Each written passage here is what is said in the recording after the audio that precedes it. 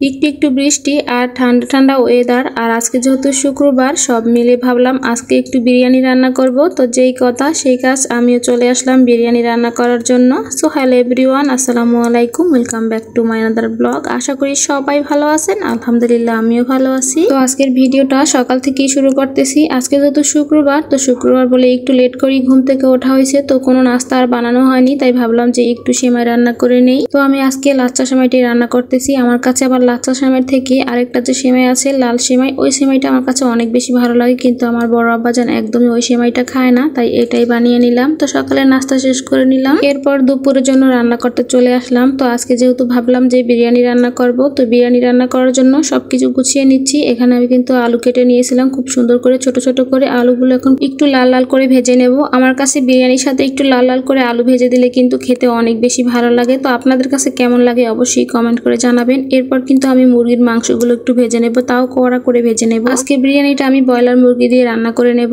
Broiler মুরগিটা কিন্তু আমার বাচ্চারা খেতে পারে, অন্য মুরগিগুলো খেতে ওদের একটু কষ্ট হয়ে যায়, তাই আমি ব্রয়লার মুরগিটা দিয়ে রান্না করতেছি। মুরগির মাংসটাকে শুধু আমি একটু লবণ দিয়ে ভালো করে একটু কড়া করে ভেজে নিচ্ছি। এদিকে পাশের চুলাতে কিন্তু আমি পেঁয়াজ বেরেস্তা করতে বসিয়ে দিয়েছি। এখান থেকে অর্ধেকটা পরিমাণ পেঁয়াজ আমি তুলে রেখে দেবো। আর এদিকে কিন্তু আমি মুরগির মাংস, আলুগুলো কিন্তু আমার ভাজা হয়ে গেছে। এখন পেঁয়াজ, আদা, রসুন, এলাচ, দারচিনি, লবঙ্গ সব একসাথে খুব ভালো করে একটু ভেজে নিয়েছি। এরপর দিয়ে দিচ্ছি হালকা একটু পানি। এখন আমি রেডি মিক্স বিরিয়ানি মশলাটা দিয়ে দিচ্ছি, দিয়ে খুব ভালো করে একটু নেড়ে চেড়ে কষিয়ে নিচ্ছি। ভালো করে কষানো হয়ে গেলে আমি এখানে কিন্তু ভেজে রাখা আলু আর মুরগির মাংসটা দিয়ে দিচ্ছি। এখন একটু ভালো করে নেড়ে চেড়ে মিশিয়ে নেব, আর সামান্য পরিমাণ একটু পানি দিয়ে কষিয়ে নেব মুরগির মাংস আর আলুটাকে। আর এগুলোর সাথে কিন্তু আমি একটু টক দিয়ে দিয়েছিলাম, তো ওটা একদমই ভিডিও করা হয়নি, মানে আমি যেইভাবে বিরিয়ানিটা রান্না করি সেটাই আপনাদের সাথে শেয়ার করতেছি। এখন আমি দিয়ে দিচ্ছি পোলাওয়ের চালটা। পোলাওয়ের চালটা কিন্তু আমি এখানে একটু আধা ঘন্টা আগেই ধুয়ে রেখে দিয়েছিলাম পানি ঝরার জন্য।